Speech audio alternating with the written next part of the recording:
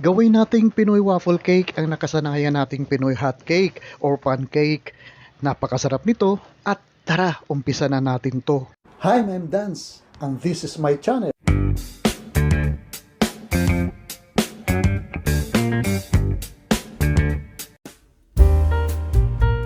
Ito po ay 2 cups na all-purpose flour, sifted o kaya pinadaan sa strainer. Gagawa lang tayo ng well sa gitna at pagkatapos ay dadagdag natin ang 1/3 cup na sugar, 1/2 teaspoon na fine salt, 2 teaspoon na baking powder.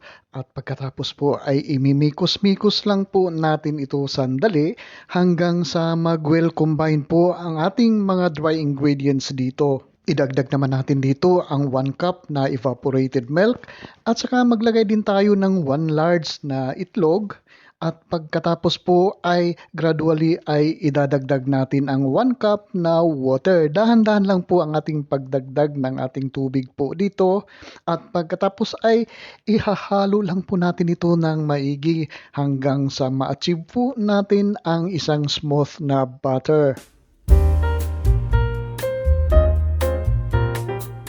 O ayan, idagdag pa natin ang ating natirang tubig po. Dito ay tamang-tamang lang po ang 1 cup na water dito. Tamang-tamang lang po ang consistency ng ating butter dito. Medyo runny po ang consistency ng ating butter dito at hindi thick ang ating butter para po kumalat doon sa ating pan mamaya.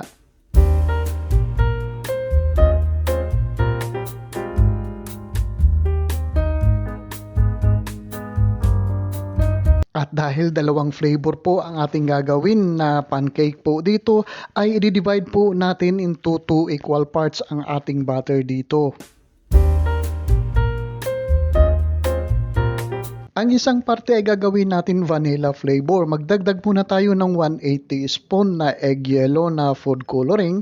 Ihalo lang po natin ng maigi ito hanggang sa maging kulay dilaw na po ang ating butter dito. At pagkatapos ay magdadagdag din po tayo dito ng 1/2 teaspoon na vanilla extract. Imikos-mikos lang natin ito sandali hanggang sa mahalo po ang ating vanilla dito.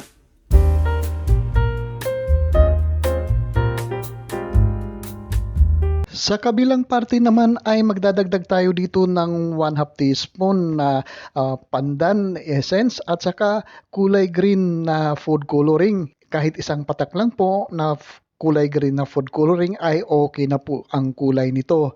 Ihalo lang po natin ng maigi pero kung gusto nyo po ng mas matingkad na kulay, dagdagan lang po natin ang food color natin dito. At habang inaayos natin ang ating mixture dito, ay special shoutout natin si Allen Romero na taga Isabela po. Maraming salamat po sa patuloy nyong panunood sa aking mga video recipe dito. Ngayon naman po ay painitin natin ang ating waffle pan po dito. I-brush lang muna natin ito ng margarine. Magkabilaan po dito sa ating pan, pati yung takip ng ating waffle pan ay lagyan po natin ng margarine.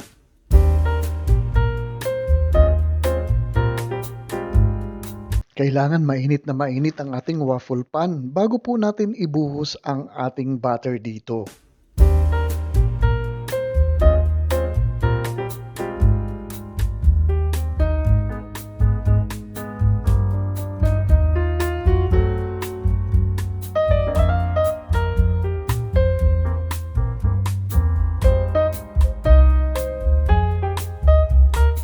Iluluto natin ang ating pancake ng mga 1 to 2 minutes bawat side over low heat, magkabilaan po.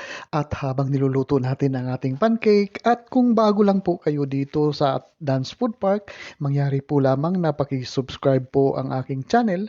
Paki-click lang po ang subscribe button sa baba at pati na rin ang notification bell para palagi po tayong updated sa mga susunod kong video uploads. At ito na po, luto na po ang ating waffle pancake.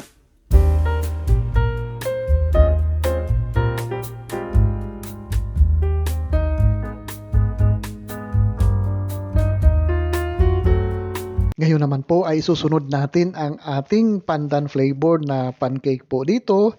Ganon din ang proseso po ng ating pagluluto. Ibabrush muna natin ng margarine ang ating waffle pan at painitin natin ng mainit bago po natin ibuhos ang ating butter dito.